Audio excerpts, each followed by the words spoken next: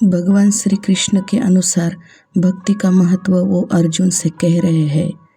श्लोक न हवे दर न तपसा न दाने न चेज्जया शक्य एवं विधो दृष्टो दृष्टवासिनी माँ यथा। जिस प्रकार तुमने मुझे देखा है उस रूप में मैं न तो वेदों के अध्ययन से, न तपस्या से, न दान से और न ही यज्ञों से देखा जा सकता हूँ। इस श्लोक में भगवान श्री कृष्ण यह स्पष्ट करते हैं कि उनके दिव्य स्वरूप का साक्षात्कार न तो वेदों के ज्ञान से, न कठोर तप से, न दान से और न ही यज्ञ के माध्यम से संभव है। उन्होंने पहले भी श्रीमद् भागवत गीता में कहा था कि केवल प्रेममय भक्ति द्वारा ही उनके विराट रूप का दर्शन किया जा सकता है।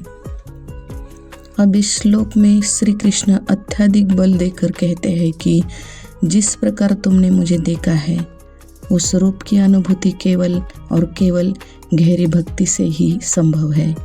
भक्ति ही भगवान को प्राप्त करने का सर्वोत्तम मार्ग है।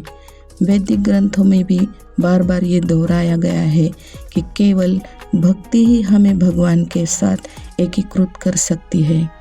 भक्ति के बिना कोई भी साधन, चाहे वो योग, तपस्या हो, ज्ञान हो या दान, भगवान को प्राप्त करने में समर्थ नहीं होता। श्रीमद् भागवत में भगवान श्री कृष्ण उद्धव से कहते हैं, न साध्याति मां योगो न सांख्य धर्म उद्धवा साध्यायस्थापस्थ्या गो यथा भक्ति मर्म जिता।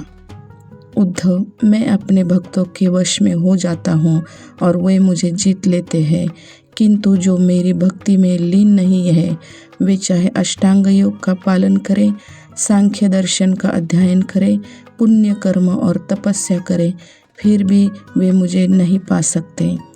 इसी प्रकार श्री कृष्ण कहते हैं, मैं केवल प्रेममय भक्ति के माध्यम से ही प्राप्त हूँ।